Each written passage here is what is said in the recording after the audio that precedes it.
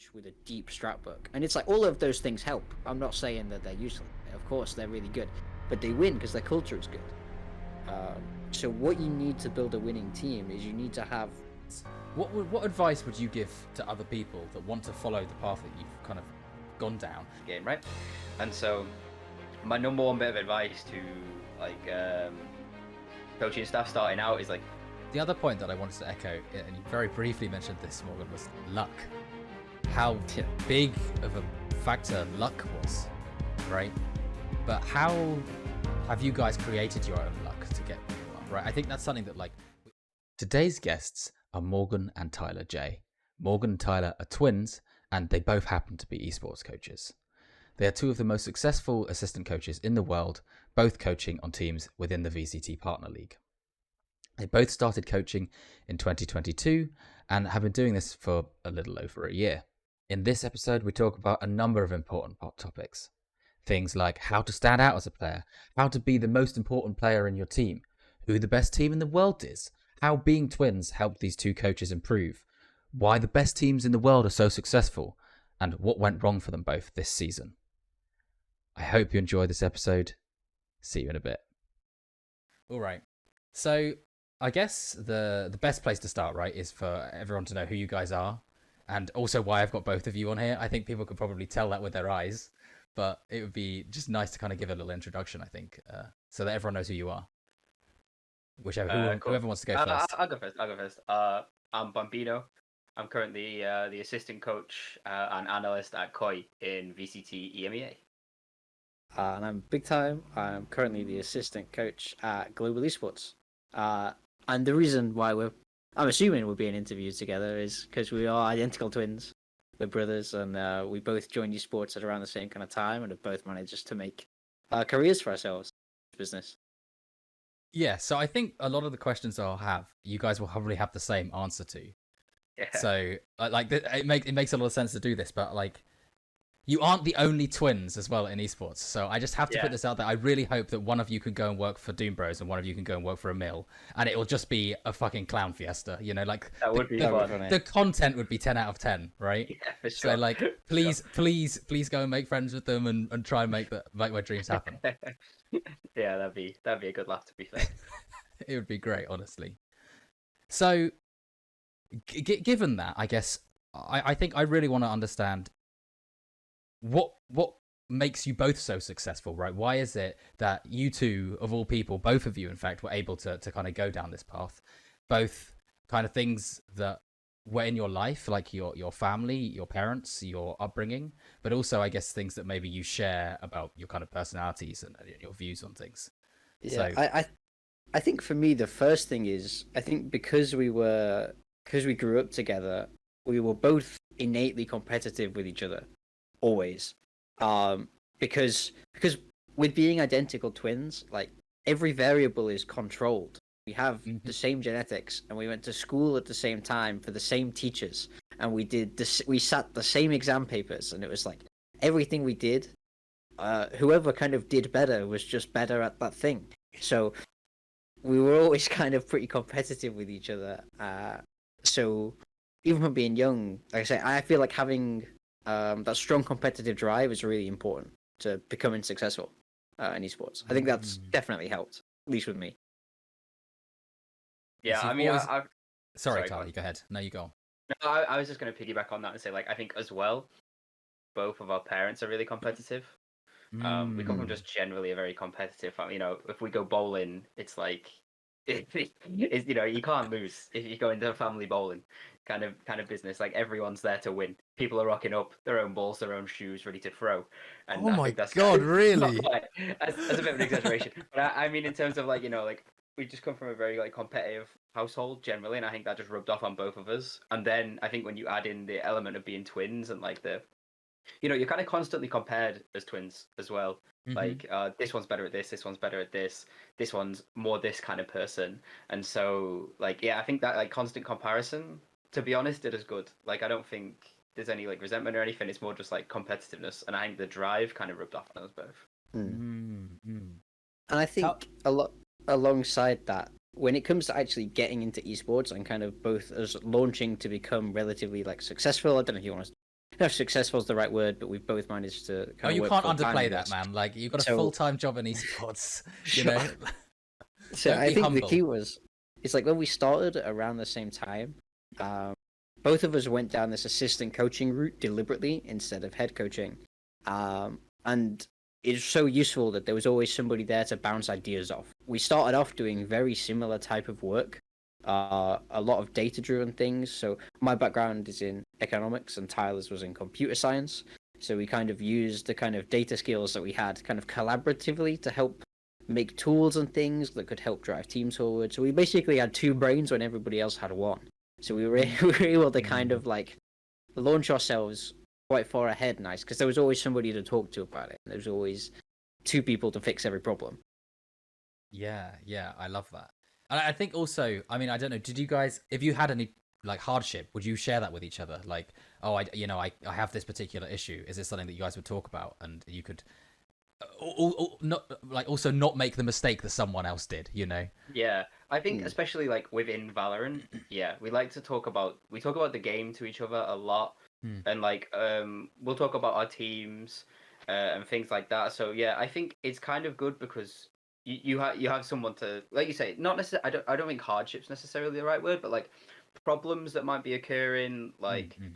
or like like hey, we're playing this comp, but we can't seem to make it work. Or man, like I just can't get a grip of bind, for example, and he can go, Yeah, oh well, my team plays, Bind's our best map. Let's sit down and talk about Bind, yeah, So yeah, I would say to piggyback on what Morgan said, the kind of bouncing ideas off each other and the two brains kind of thing. So because we've always as well worked on different teams, and then different yeah. teams have different strengths, and so we can kind of feed the strengths from each other's teams to each other. Um, Mm. like I say, maybe map pool, maybe it's comp, and like the sharing of ideas. I think Mm. within reason, of course, but like I Yeah. think yeah, the sharing of ideas helps. Yeah, I mean, I think we're relatively lucky that because I'm working in APAC and he's working in Europe, the chances of our team having to play in a year are really quite small. So Yes. there's definitely not oversharing for sure, but it does mean that we can be more open with each other than if we were both working in Europe, for example. Like I imagine if we were both working in the same region, a lot of this Yes. collaboration would be shut down pretty quickly. If Yeah. anything, I'd be feeding false information. I'd be saying, I think Raina's quite strong right now. Yeah, yeah, yeah. I see that 100%. Yeah, I think that I like the sabotage is great. So I want to go back to something that you kind of mentioned before about your family. Also because I kind of like know a bit about your background as well. I think it's interesting. Tell me, your dad was a bodybuilder, right? Yeah. Can tell me more about that and how that's kind of influenced Um. your careers, So your life generally. I think it goes back to what I said about like my family being super competitive. So our dad like he played like rugby and stuff at a young age, and then he got into kind of lifting weights, and immediately like it was like okay, like I'm lifting weights. How can I enter a competition for this? How can I Mm, and so that's how he kind of got into bodybuilding because he was lifting lots of weights and it was like okay well now how can I beat people at this how can I and that was like the route he went down so yeah I yeah. think that kind of just again speaks to like the competitive nature and it's really been passed down to us and in terms of my day-to-day life not much I mean I'm not exactly rocking the gun show I'll give you that much so I, the specifics haven't passed down, but the overall competitiveness has. I do think it's nice that because our parents are so competitive, they've kind of always understood what we're trying to do in this job. Mm, They've yes. always been supportive. Like I think everybody was skeptical at first. Like I was originally going to be a teacher. I withdrew my application for teacher training to pursue going pro in esports. So that was like Mm, you had to have those conversations, and everybody's a bit like, "Oh, are you sure?" But then yeah, as soon yeah. as you can kind of get started on that path, and I said because they understood how competitive we were, um, and how important it was, then they kind of got on board pretty quickly, which makes trying to turn professional in esports so much easier. Having people around you that support each other, and that's why it's so good to have Tyler because we always support each other, right? Mm, Even when things are a little bit tougher, it's always nice to have someone there to talk to about it. mm. Yeah, I think that's a really key point. It's interesting you say that, right? Because I think like when it comes to like advice for other people, I think that like that's like really resonates, that idea of having a support network around you, right? Whether it's within your team or whether it's your friends or whatever. I think that you guys like show that, as well as like that healthy level of competition, right? I don't think Yeah. either of you want either of you to be out of a job, right? Yeah, no, Yeah, of absolutely. course. But you want to win, but it also matters, you care about each other at the same time, right? And I think that like that healthy, that supportive but competitive relationship not only is something that's great between you, but also within a team, right? I think that that's like actually where teams are most successful, generally, right? Is that environment where you have a bit of friction, so everyone's still pushing to be the best, but also that brotherly love, right? That support for Yeah, each other and exactly. wanting the best. And that's the thing. Like, I will always want Morgan's teams to win unless they're playing my team.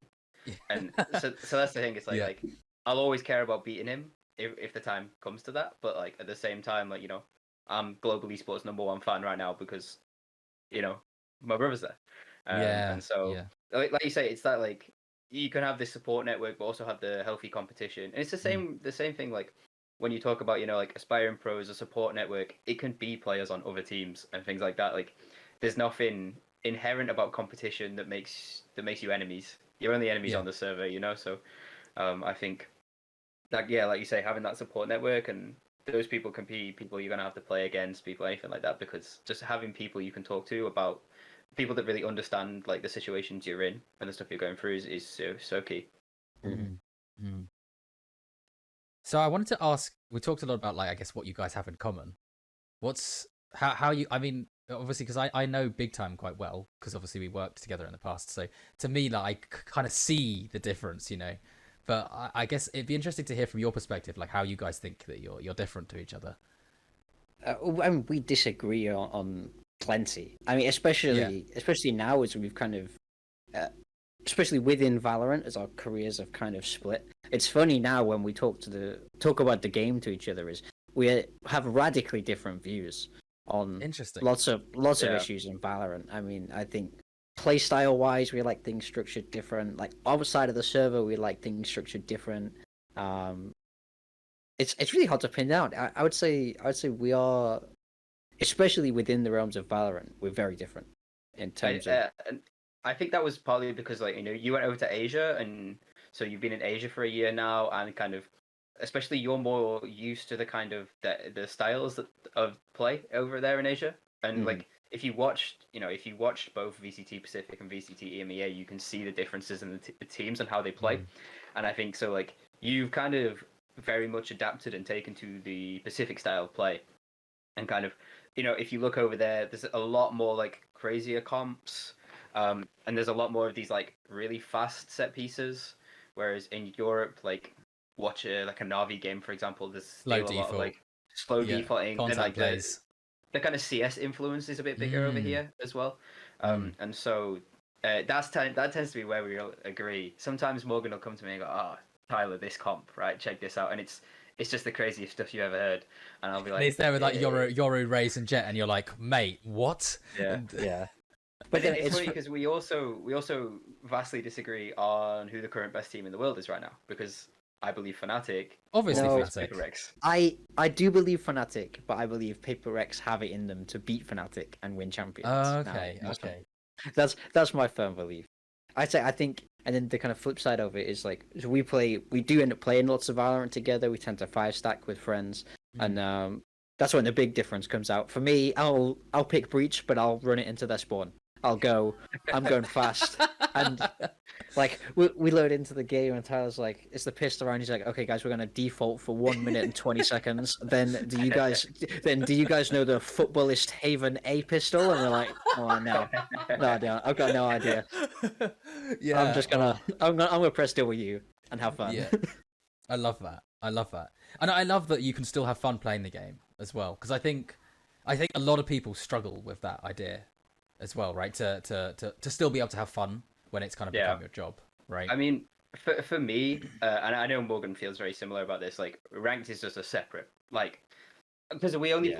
we basically only play five stacks with friends we've known for years, long before we were in Mm. Valorant. So um, I take absolutely no weight in my rank in the game in how I play. For me, it couldn't be more separate than my job. Where I'm Mm.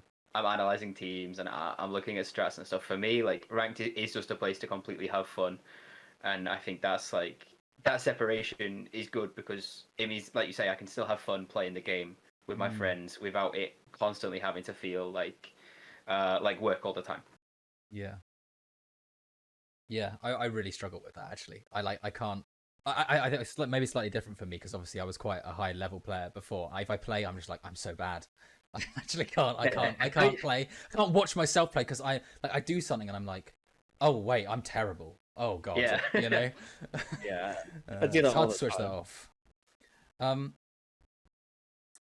So I guess like to round up like your story, I guess is what advice would you give to other people that want to follow the path that you've kind of gone down, especially given, I mean, when did you, it's been very short amount of time that you've gone from basically being not involved in esports at all to being incredibly successful, right? I think a lot of people, so like I said, I spoke to Ivo the other day and he's been gaming for 30 years, right? Like before there was internet, he was playing video games. So how can people expedite that journey like you guys have, and how have you been able to do that? So I think how we were able to expedite the journey is we got into Valorant. We were very lucky to get into Valorant at kind of ground zero. Neither of us had any prior esports experience. We'd never worked in competitive Counter Strike, anything like that. So we were literally just brand new to esports, and we were very lucky to get in there at ground zero. And we also kind of identified a niche that was missing in Valorant, and for both of us, that start was data, like Morgan said earlier. Mm. And so I think that's kind of how we were able to kind of fast track ourselves because early on in the game there wasn't a lot of people doing that for teams, and so when you was able to start like breaking down scrims with data to teams, especially 2 years ago, that kind of helped the increase, and as well as just really learning the skills to be a good assistant coach, I think Mm. is something that people overlook. When people get into coaching, Mm. um, of course, people want to be head coaches. I know one day I want to be a head coach, but I knew that the path for me first was going to be assistant coaching. And Mm. so I spent the time learning, talking with Morgan, talking with other more experienced coaches about what it takes to be a really good assistant coach. And I think that's something people kind of neglect. Like, if you start your career coaching, at some point you will probably have to be an assistant coach if you want to move up the ladder. And I ain't really taken the time to kind of be able to sacrifice some of your own ideas for the good of the team, but at the same time bringing in the input that you need to, and kind of being able to chameleon yourself to different teams' play styles Mm. and personalities. Um, so that's, if I was to say like some advice for someone trying to follow the same path like we did, I would say assistant coaching is a great place to start, especially if you're like not 100% sure if coaching is for you or if like you have the skills to head coach yet. Um, Assistant coaching is great, but it isn't head coaching. It is a different discipline, and it requires just a little bit of different skills to kind of make it work. I don't know what your thoughts are, Morgan. Yeah, no, I completely agree. Like you say, I think uh, we both got our breakthrough assistant coaching through doing analysis, and that was really key. So I think the advice I'd have, especially if somebody wants to get into coaching in general and follow that path, is really find your niche, find your own style that's gonna stick with you, and that's something that you can really believe in. I think you have to have your own processes and your own systems that are right, that are right for you, and you can bring value for teams. I think if you spend too much time just trying to copy from what everybody else is doing and what you're seeing, it will be harder because there'll be lots of people doing those things. I Mm. think we they have to acknowledge a sense of luck that we timed it pretty much perfectly with getting in. It is harder to do that now, but yeah, I think you just want to find what makes you good and what can make you unique and stand out and move up quickly instead of just trying to rinse and repeat the same strategies and the same outside of the game strategies, like game, team management strategies that you'll see everywhere. Find what's going to work for you. Yeah, don't just Mm. bring Fanatics mid default to your team and be Yeah, like, it's guys, this is pointless. it. This is the one. Uh, and I think you just question everything you're seeing as well. Mm. Being able to be analytical when you watch games and actually go like, okay, like cool, this is a cool default. Could my team do this? Because I know, for example, sometimes I watch certain teams and go, oh, this strat's great, but for X, Y, and Z, it's not right for my team. Mm. Or sometimes I watch a strat and go, oh, I could if we just change this, this would be perfect for us. And so, yeah, I kind of got a bit sidetracked, but yeah, I think No, you didn't. it's a good point, Morgan. Like, yeah, just don't be just like a cookie cutter coach. Actually, do your homework, read some books or something, and kind of figure out like what specific bits of coaching you're good at and what bits you need to work on, and then work on the bits you need to work on and sell the bits that you're good at. Yeah. It's two things that really stand out with what you said. The first thing, so this is exactly two things actually that Ivo said yesterday. One is understanding the identity of your team, right? I think that like this is a really, really key point that I think a lot of people often overlook. Like you say, they'll say, oh, let's do Fanatics rounds. That's perfect for us, right? We got a duelist just like Durka, no problem, right? And then you realize you don't. And you haven't really identified what your team's identity is. And I think that's a big problem, right? For Ivo, it came very low on his kind of hierarchy of needs, right? It's very, very important in terms of like building his pyramid. Identity, after fundamentals, identity was everything for him. And I think you guys really echoed that. So I think it's nice to have that consistent message, right? Despite the fact that none of us talk to each other. Yeah, it's funny how we come to the same conclusions. Yeah, just to like expand on it, it's like you see this a lot where take like the Harbor loud comp that they came to like lock in with, and it was like that was wildly popular, and it got wildly popular, and it kind of became the meta. But nobody ever played it better than Loud because it was a system and it was a meta that was built for their team. Like Fnatic have certain styles in their comps and how they play, and they kind of become the meta because they win. So people see it and they go, well, this must be good. But it's built for their team, so nobody will do it better than them. So you can learn from those teams, you can take what works from those teams, but I think whatever you're just trying to copy and paste, if you're just trying to copy and paste comps or rounds or strats, it's not going to work because you don't have the same 5 players, you don't have the same culture. 1,000 things can be different. So it's really important that whatever you're bringing as a coach, or even if you're bringing ideas as a player or as an IGL, make sure that they're built with your players and your team in mind. Otherwise, they'll just fall flat. The other point that I wanted to echo, and you very briefly mentioned this, Morgan, was luck. How big of a factor luck was, right? But how have you guys created your own luck to get where you are, right? I think that's something that like we often miss out on, right? People don't see the 50 messages that you sent to teams in the off season, right? So I can elaborate on that for sure. Yeah, so please do. When I very first started, I started in like university Valorant, and I kind of moved on from there and was trying to make it in the amateur scene. And I was with a UK team for a while called Area, and we were playing well, trying to get picked up as a full roster, and we just couldn't make that work. And so I left that team, and then I was looking around for any professional opportunities, and I literally, no joke, I messaged every single team on VLR that was rated higher than my team, asking if they needed assistant coach. And I sent them all my CV, and I sent I must have sent 50 Twitter DMs. I emailed general managers of teams. I literally spoke to everybody and anybody that maybe could give me a job. And of all the people I spoke to, maybe 10% replied to me, and then like only 2 actually gave me like actionable advice, and then one of those wanted to hire me, and I must have messaged 50 teams. That's mad. Like you say, you do have to create your own look, and it again, it's like when we spoke about how we got lucky to get in there early. Before we still had to create those opportunities for ourselves to actually network, meet the right people, and then be like, hey, like, do you need this for your team? Do you need that? Let me provide that role for you. And so yeah, like you definitely have to, like, you can't sit back and be a passenger and go, and I see this a lot with like LFT players and stuff. They'll put an LFT tweet out and be like, oh, there you go. The teams will come to me. It's like, no, that's not how this works. Like, you have to make your own look, speak to everybody. Like, you cannot downplay the importance of networking in this field and just getting to know people. That's the answer to the question. Is networking is how you create your own look.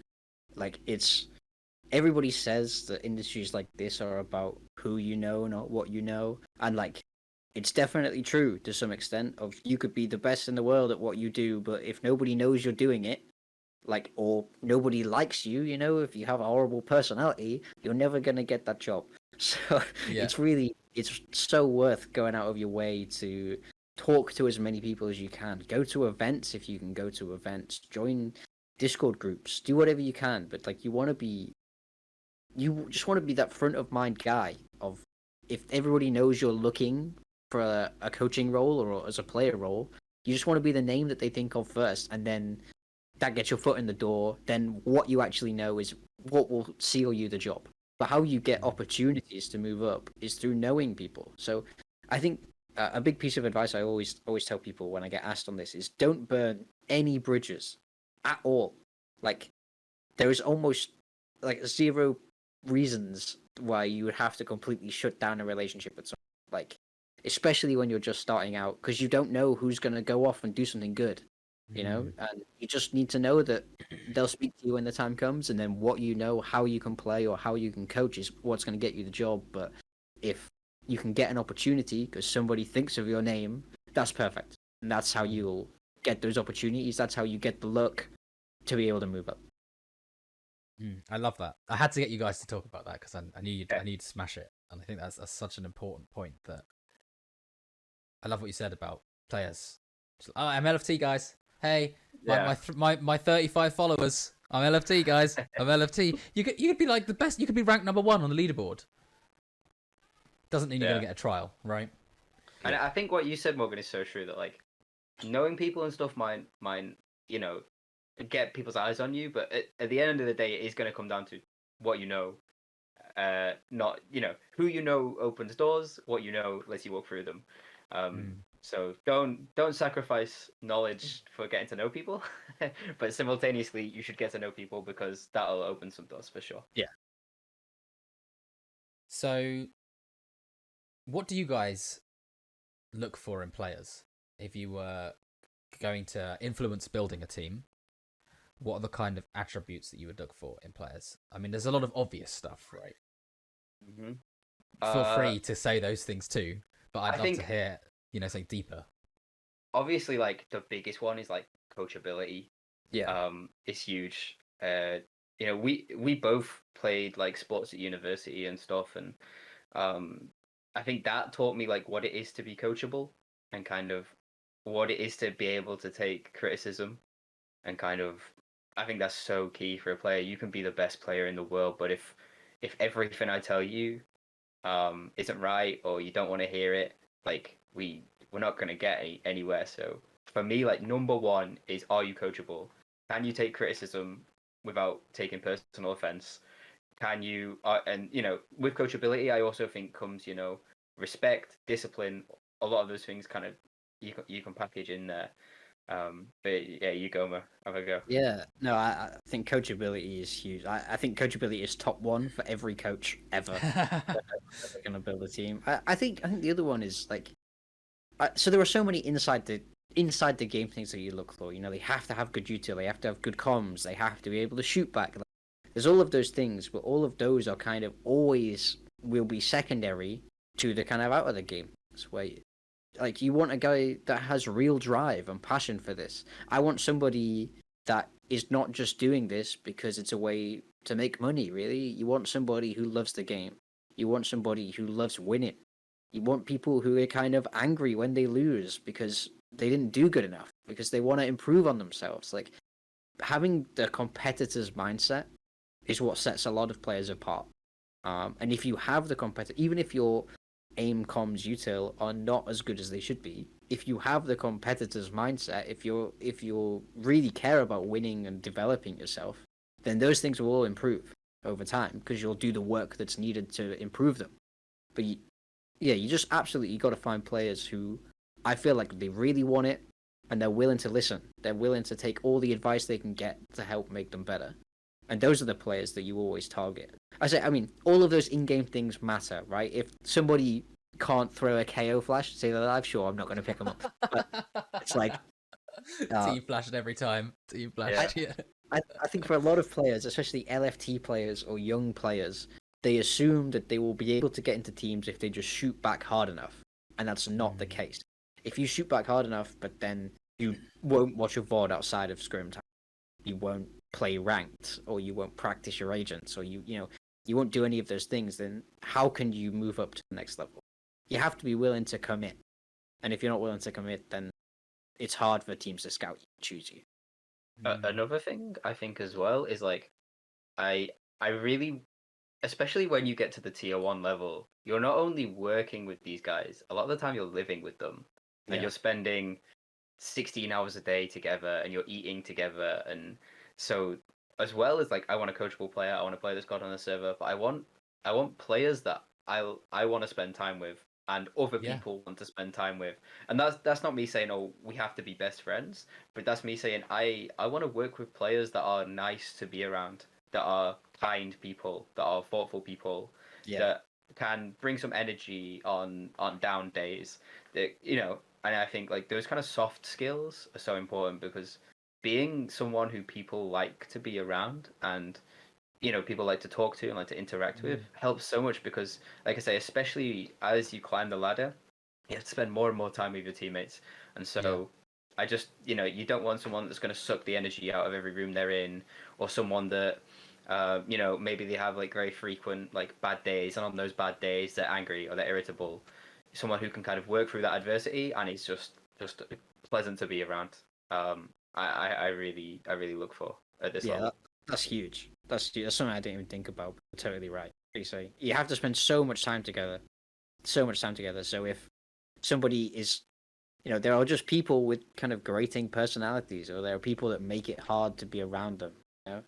And those types of people are the type of people that will struggle in tier 1 play, or will struggle to get chances in tier 1, because to be a well-rounded player that's really elite, it's like so much of it is about what you're like as a person and what you're like outside of the server, because that's why the majority of the time is really so if you're trying to climb as a player, you're trying to get more opportunities, absolutely don't neglect, like you say, the soft skills. Don't neglect your like personability.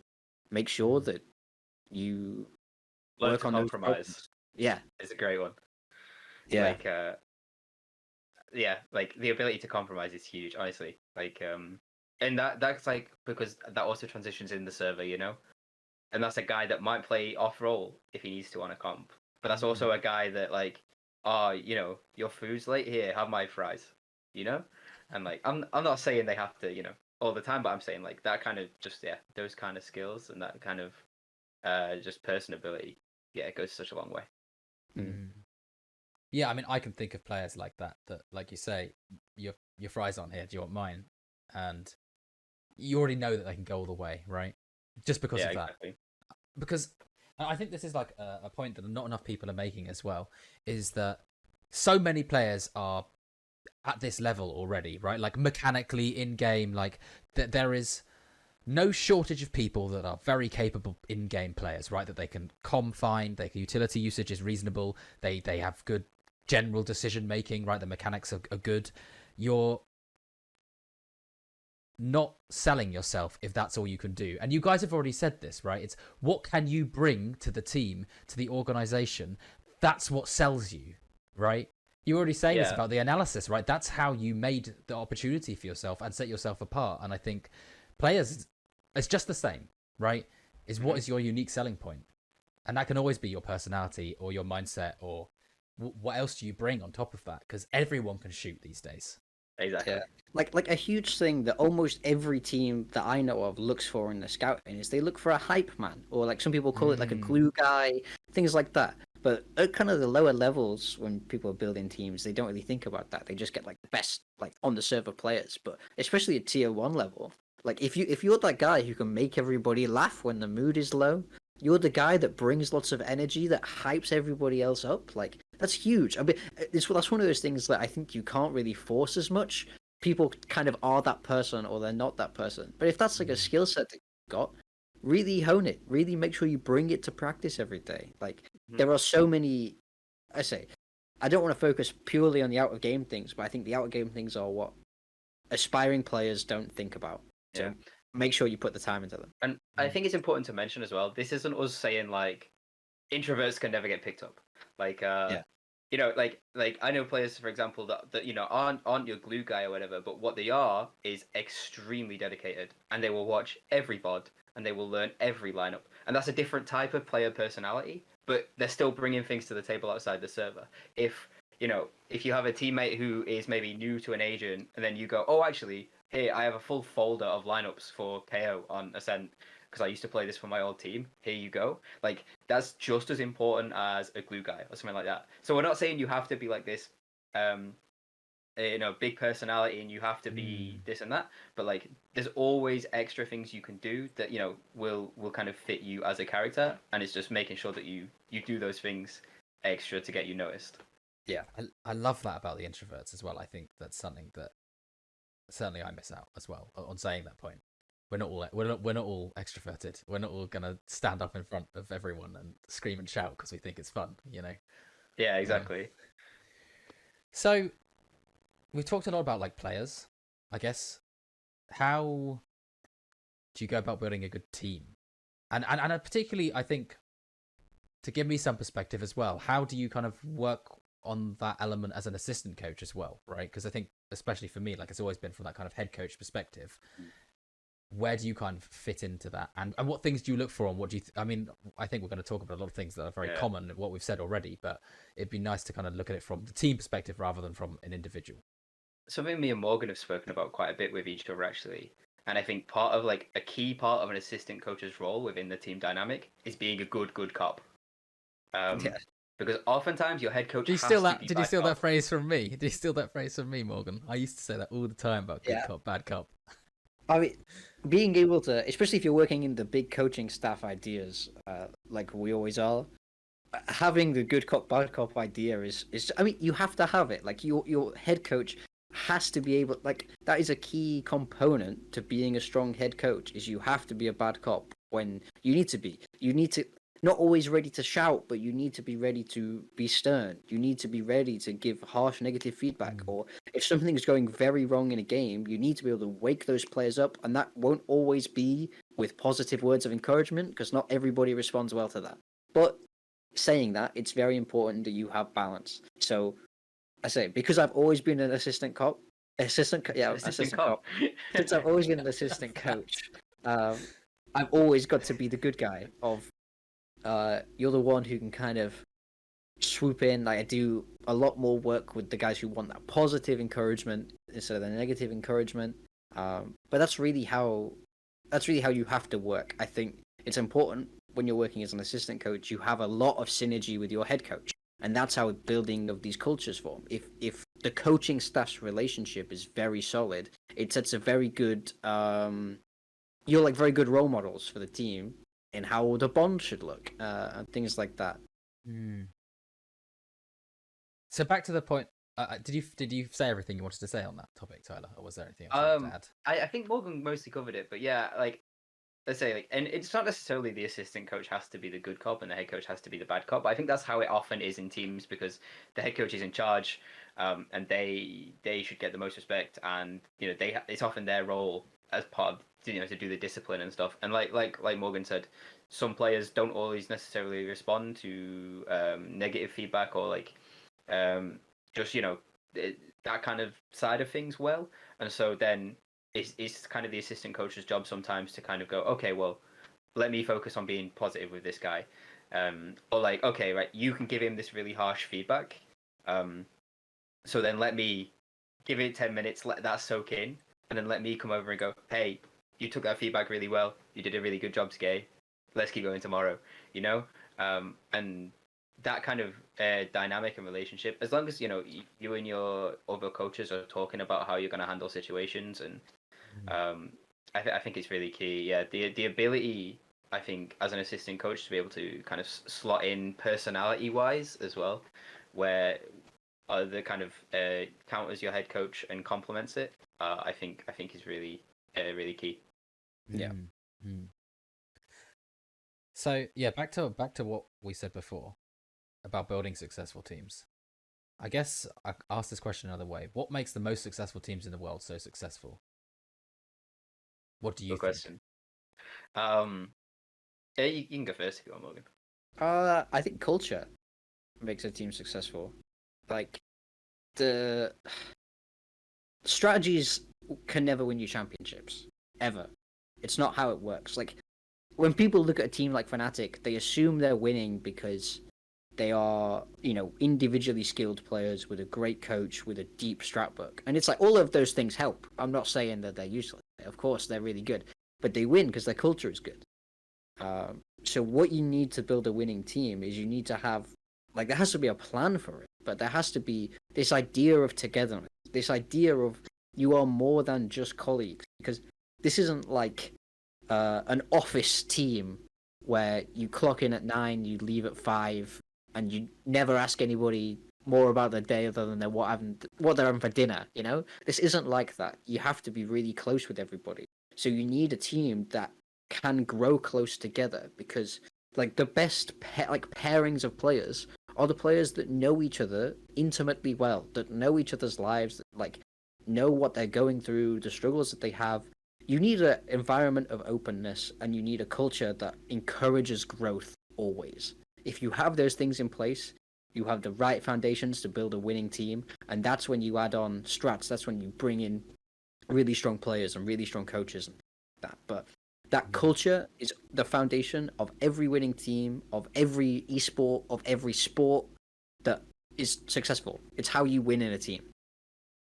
I'll let you go first because I knew you were going to say that, but I knew you'd say it really well. So, and I knew you'd say it better than I would.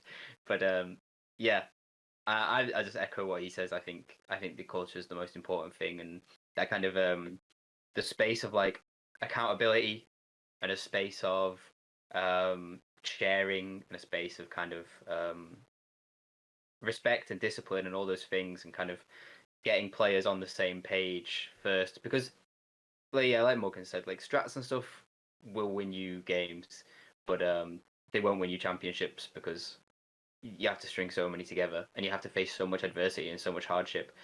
You can have teams that have unbelievable individual players or really good like strategic thinking, but the truth is like things are going to get hard eventually. You're going to face adversity.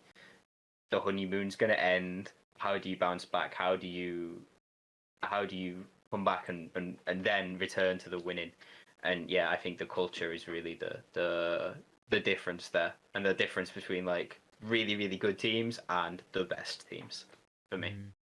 Mm-hmm. I couldn't agree more. I couldn't agree more.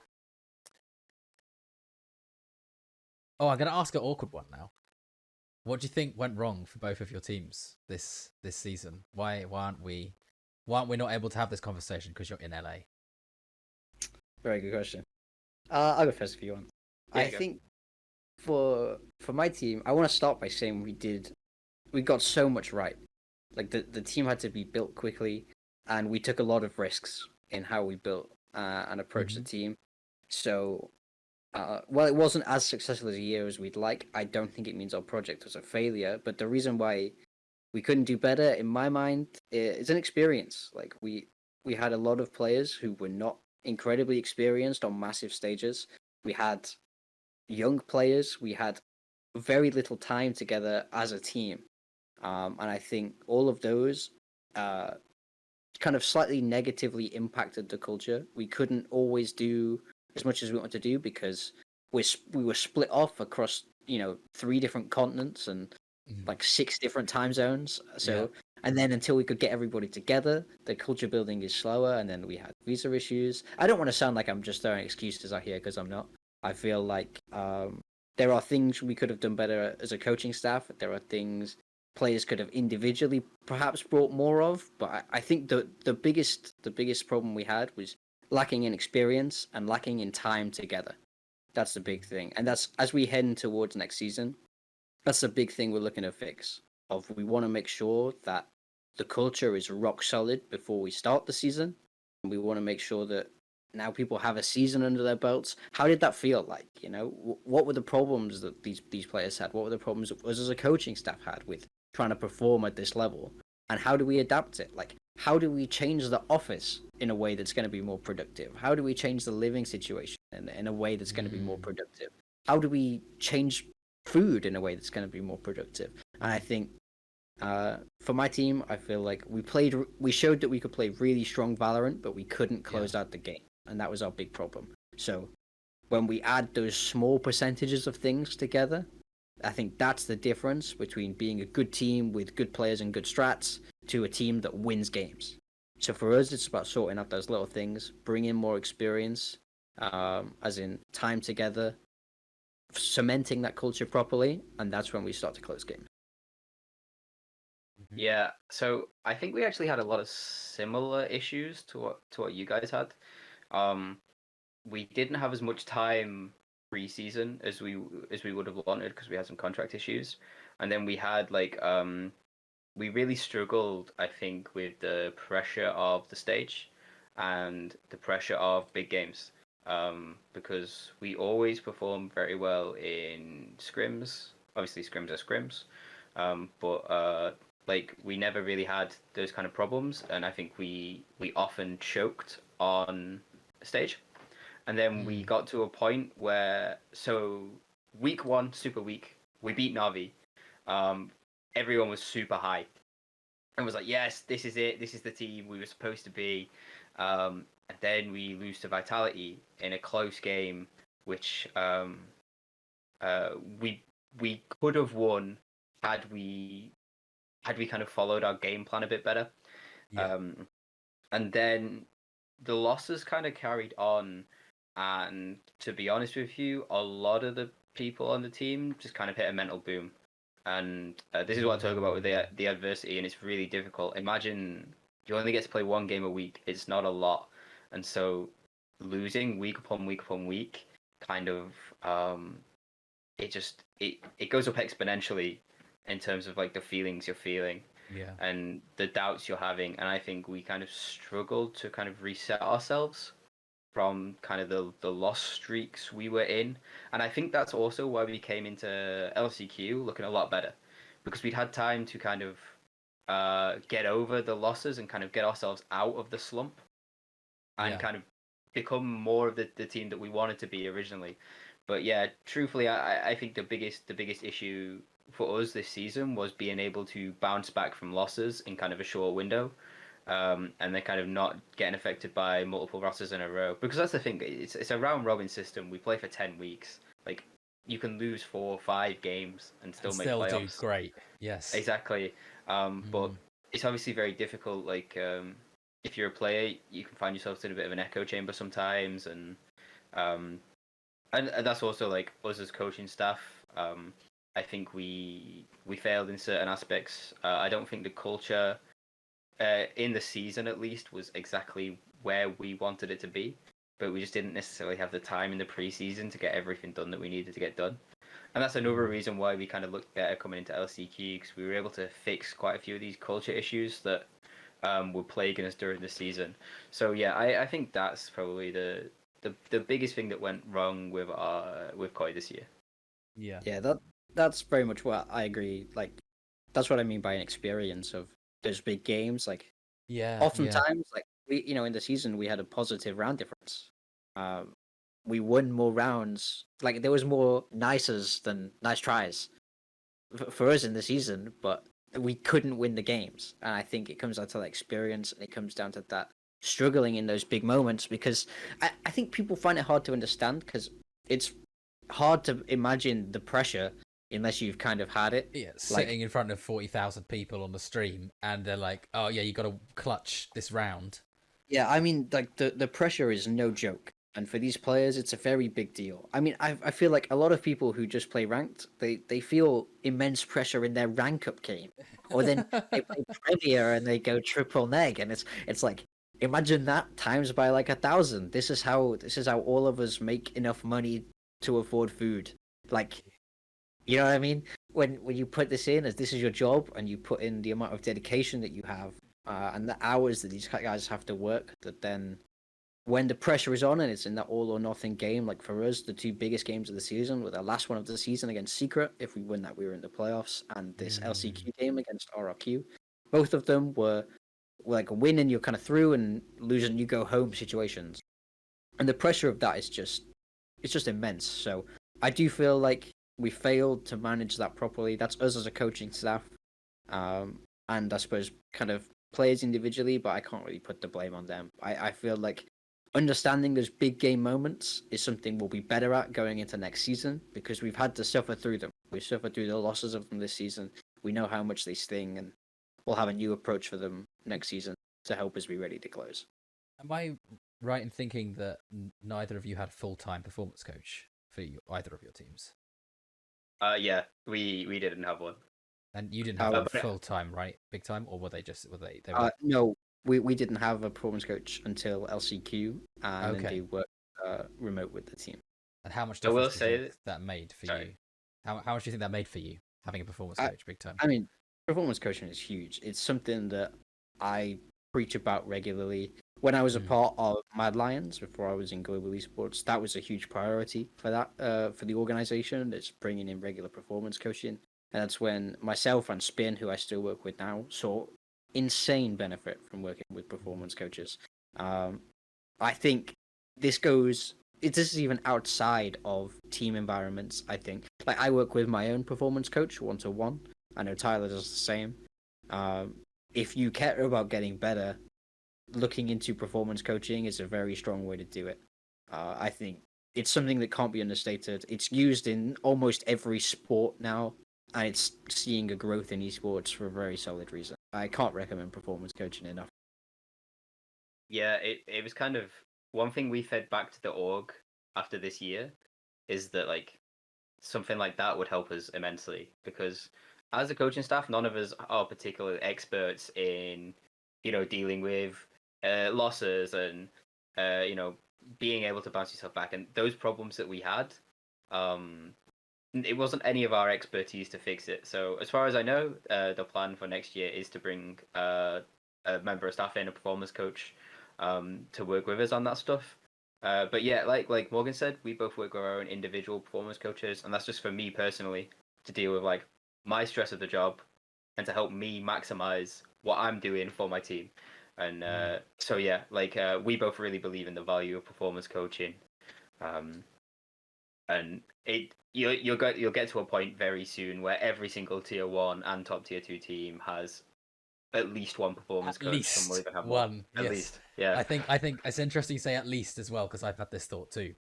I think that performance coaching staff are only going to get bigger for and sure. more specialized as well. I think it's going to be interesting to see that kind of evolution in the space. You mentioned briefly, Tyler, about your stress. I'd love to hear what's it like for you guys, right? Because you don't get to have that much impact on the game. How is that? Yeah, What does it so feel like? I mean, it's horrible during the officials. I'll tell you that much.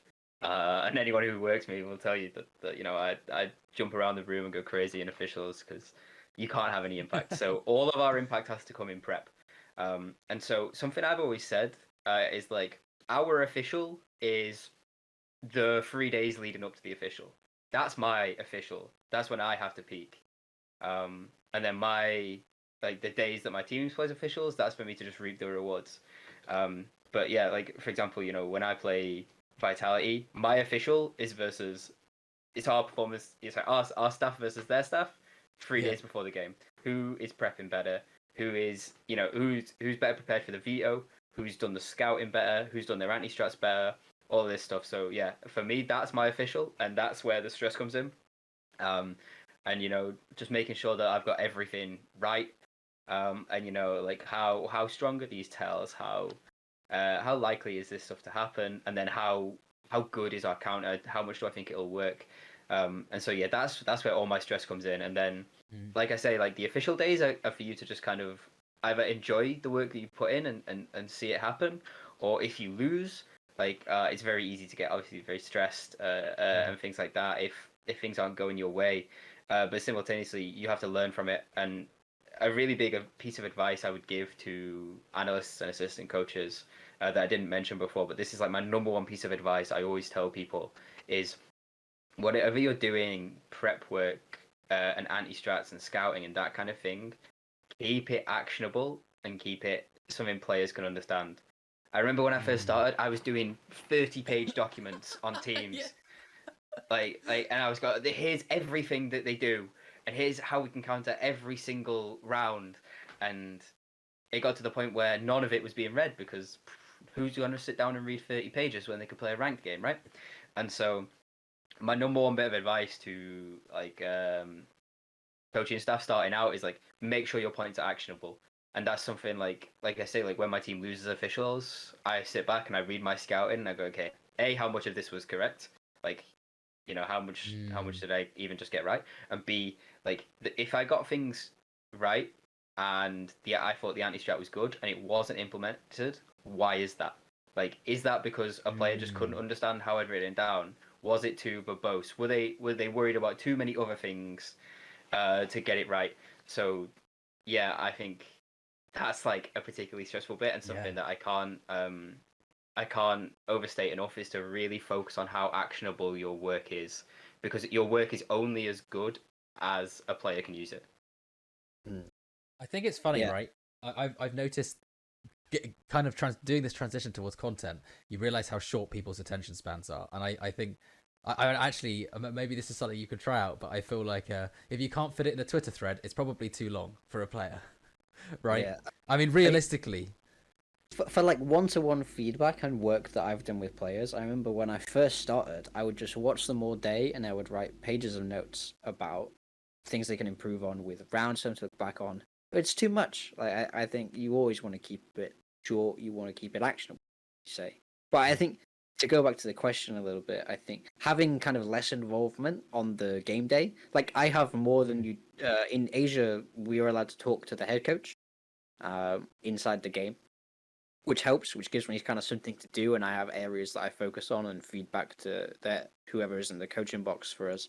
But I think it absolutely doesn't diminish the stress at all. I think it's a performance related job, right? There is little to no job security. If you do bad consistently, you will lose your job. And most kind of 9 to 5.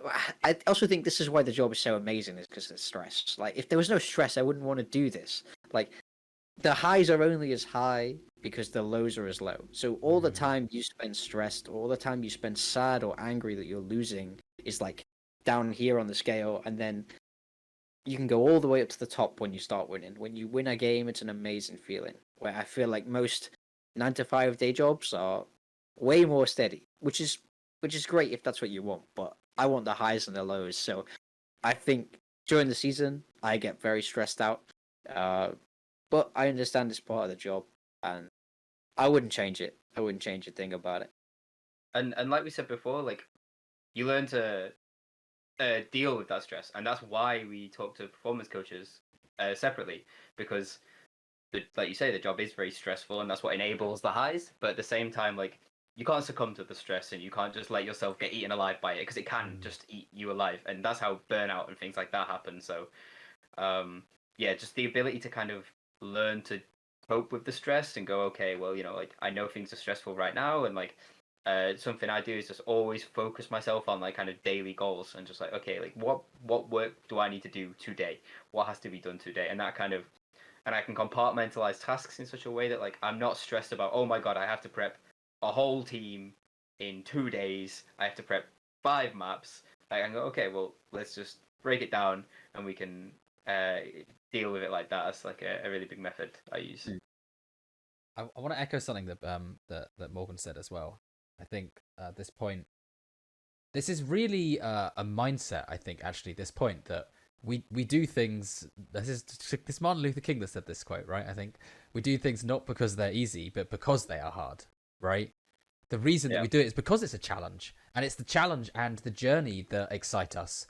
Not the results are like getting the pie at the end is lovely, but it's actually the stress of it that makes it so fulfilling, right? Without that, you'd be bored, right? Yeah.